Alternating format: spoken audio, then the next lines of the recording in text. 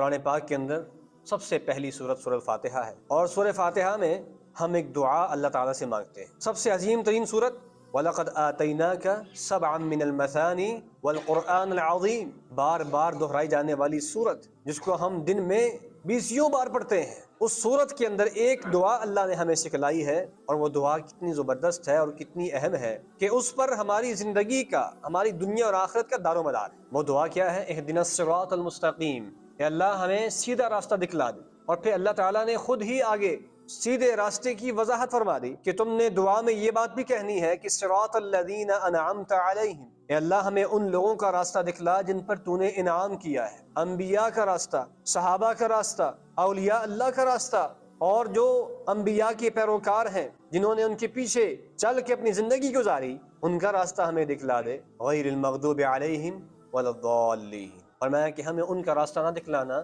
جن پر تیرا غضب ہوا ہے اور جو گمراہ ہوئے ہیں۔ اور باتفاق العلماء مغضوب علیہم سے مراد یہودی ہیں اور ضالین سے مراد عیسائی ہیں، نصارہ ہیں۔ روزانہ بیسیوں بار یہ دعا پڑھنے کے بعد ایک مسلمان جب نماز سے فارغ ہوتا ہے تو اس کے بعد پتہ نہیں اسے کیا ہو جاتا ہے کہ وہ عیسائیوں کے تہوار میں یا یہودیوں کے تہواروں میں یا دیگر کفار اور مشرکین کے تہواروں میں شرکت کو اپنے لیے جائز سمجھتا ہے۔ یہ بات ذہن میں رہے کہ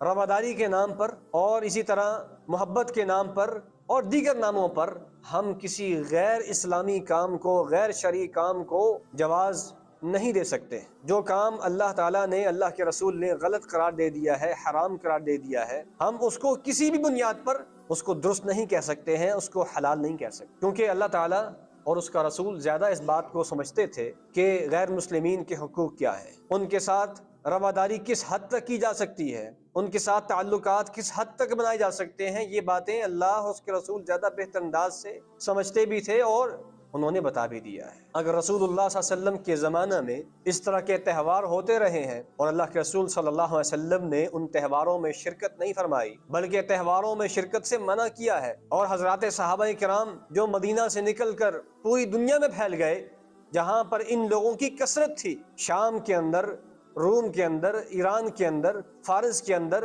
اور اس طرح کی دیگر ممالک کے اندر یہود و نصارہ کی بہت بڑی آبادی موجود تھی، لیکن ہمیں کہیں یہ ثبوت نہیں ملتا کہ کسی صحابی نے ان کے تہواروں میں شرکت کی ہو۔ اس بات کا تو ثبوت تو ضرور ملتا ہے کہ انہوں نے منع کیا، روکا تھا اس بات سے۔ جو کام اللہ تعالیٰ نے، اللہ کے رسول نے غلط قرار دے دیا ہے، حرام قرار دے دیا ہے، ہم اس کو کسی بھی بنیاد پر اس کو درست نہیں کہہ سکتے ہیں، اس کو حلال نہیں کہہ سکتے۔ جو کام اللہ تعالیٰ نے، اللہ کے رسول نے غلط قرار دے دیا ہے، حرام قرار دے دیا ہے، ہم اس کو کسی بھی بنیاد پر اس کو درست نہیں کہہ سکتے ہیں، اس کو حلال نہیں کہہ سکتے۔